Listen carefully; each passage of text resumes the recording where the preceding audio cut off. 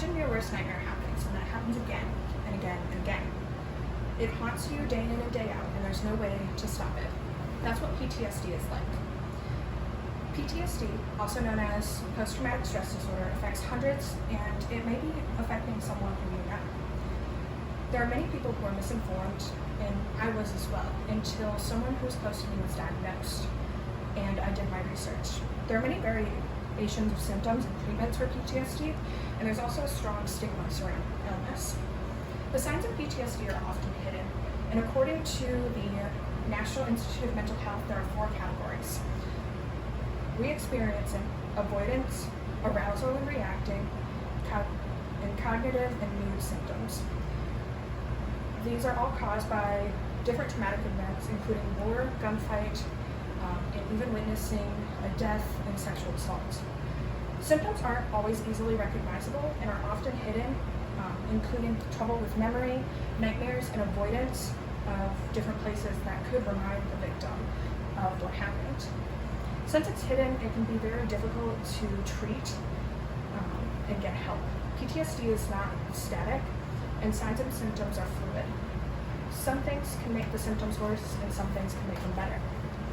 There's no off switch for PTSD. It's stuck with the person forever, but treatment can also help. According to the American Psychological Association, there are 2 highly recommended treatments, as well as many other conditionally recommended. The 2 highly recommended treatments are cognitive and prolonged exposure therapy, undergone through a reference by a therapist. There's also a couple of other conditionally recommended treatments, such as medication, that have shown success. PTSD is different for everyone, and thus the treatment is too. The person I know undergoes cognitive therapy and still has symptoms, but it's getting definitely better. PTSD is caused by different things, so there are different treatments for each thing. When people think of PTSD, though, the stereotype is a military personnel who often is very violent and gets triggered on certain things. But this is a huge stereotype that can cause a lot of issues.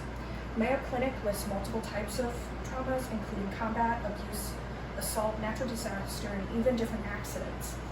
In a medically reviewed article from Everyday Health, it states the stereotype and stigma around PTSD is particularly strong. The stigma has caused a lot more harm than good, and it's even caused a lot of people to not undergo treatment. Now, this stigma is caused by the public's ignorance of the disease, but it can be changed through different amounts of research. The person I know avoided treatment for quite some time, and it ended up causing them to have issues sleeping, doing work, and even going to school. After treatment, though, they have been able to get back to their daily life. PTSD is a problematic lifelong illness. It presents in many ways. It can be treated, but the stigma can make it hard to get help.